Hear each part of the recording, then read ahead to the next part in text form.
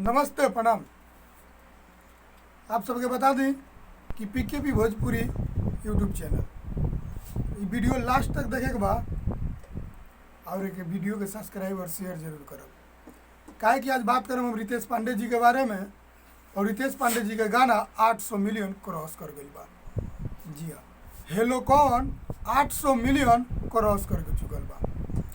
तो रउआ सबके ढेर सारा प्यार आशीर्वाद रहल। हेलो कौन भोजपुरी इंडस्ट्रीज के एगो इतिहास रचले बा ई गाना कि 800 मिलियन क्रॉस कर चुकल बा। जी हाँ, हेलो कौन रितेश पांडे जी जो भोजपुरी के एक अलग ही मसीहा सिंगर हैं। हेलो कौन से एक अपना नाम बहुत ही बड़ा वाकियब बनाया है।